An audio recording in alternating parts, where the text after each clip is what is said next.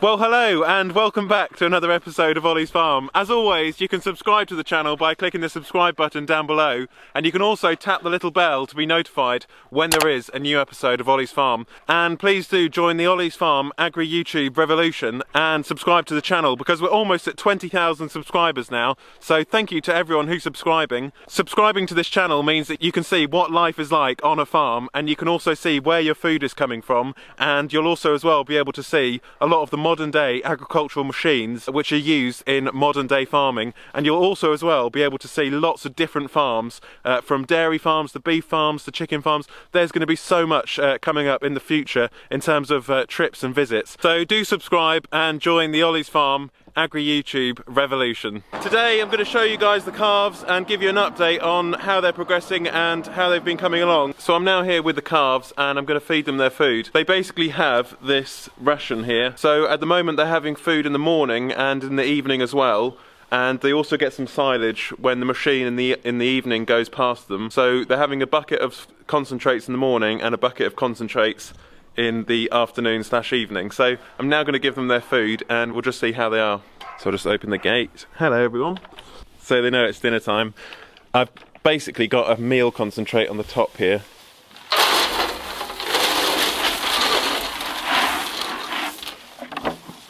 They were a bit wary of the camera just then, that's why they didn't go for their food straight away. But they've actually, as you can see, they've now come up for their food. So here's Diamond. You might not be able to see it on the camera. They've altered a lot in their size. They've really filled out on the sides, and you can see that the actual physical size of them, they've grown a lot taller as well. If you just look at Megan here, you can see that she's really filled out compared to when we last saw her. So I'm really happy with how they're coming along at the moment, and I'm also very happy with the consistency of them. Overall, they're all fairly consistent in size, and there's not any of them which I can say are, you know, disproportionate in comparison with the others. They're all relatively the same size, which is a really good trait to have in the batch. So it means that basically, hopefully as they grow older, they'll all grow up together at roughly the same size, so they won't be bullying each other. Hopefully they'll all get on, and so far they are all getting on really well. They're not really arguing or fighting with each other. So I mean, I suppose you could say it's a bit like having a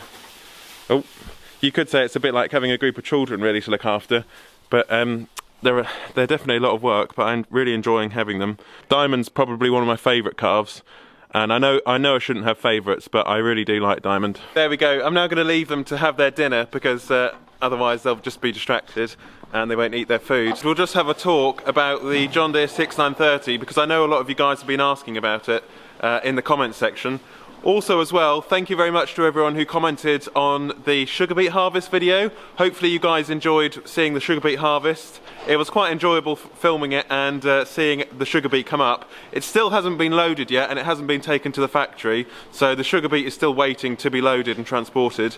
And the next crop, which is going to be planted in that field, is actually going to be spring barley. But between making that video and now, things have actually changed, and it could possibly be ryegrass. So well done to everyone who got either ryegrass or spring barley, because you're actually right, because it will be one of those two. It's just unfortunately that some things have changed in the cropping plan. So it was originally going to be spring barley, but there is still the potential for it to be ryegrass this year, because we have actually grown ryegrass on that field before, and it has performed quite well.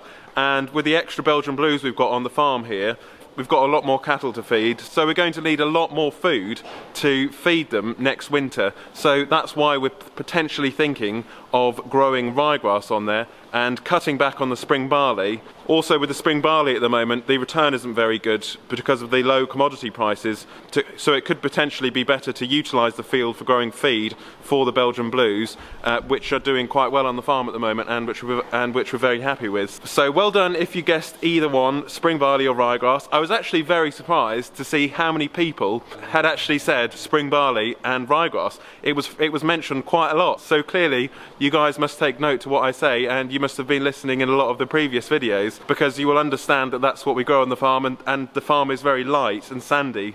It's got light and sandy soils. Spring barley is a crop which actually does very well on this farm because it is so light. And I know a lot of people commented wheat as well. Unfortunately we don't grow wheat on the farm just because of how light and sandy the soil is. It's not the right soil type for growing wheat, so hence why we don't grow it. So moving on to the John Deere 6930, which is behind me here. It's been going really well so far. car is still feeding the cattle every day, as it always does.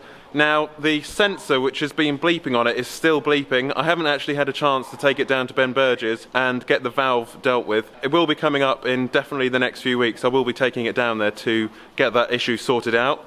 Now, with regards to the John Deere 6155R, which I saw the other day, I actually really liked it. As you could probably tell from my enthusiasm in that video, I really liked that John Deere because of its visibility, and I also liked the command arm on the side, and just the overall cab design was very appealing, and I also really liked the space in the cab. Definitely comparing it to this tractor here, the new one has definitely had a lot more space, and like I said, it literally had another seat on the left hand side, so that if I ever wanted to take any passengers in the tractor, it's just a lot nicer for them. Now, with regards to changing this John Deere here and the JCB as well, at the moment we are receiving quotes and we're investigating and just generally getting the prices sorted out for the John Deere 6155R, and then we're also having this tractor here priced up as well, and the JCB, so that we can get the figures together, and then we can then actually analyse the cost to change to the John Deere 6155R with the front loader.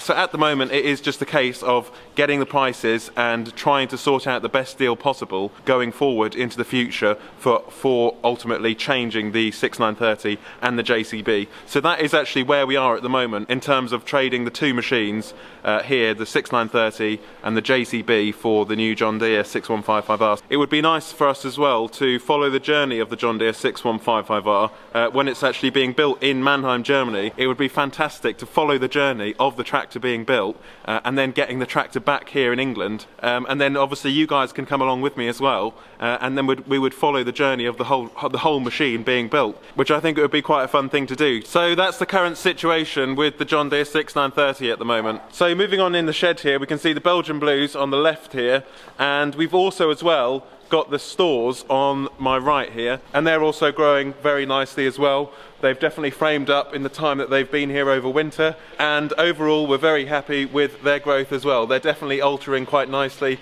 and considering the cold weather we've had and everything, they're not doing too bad at all.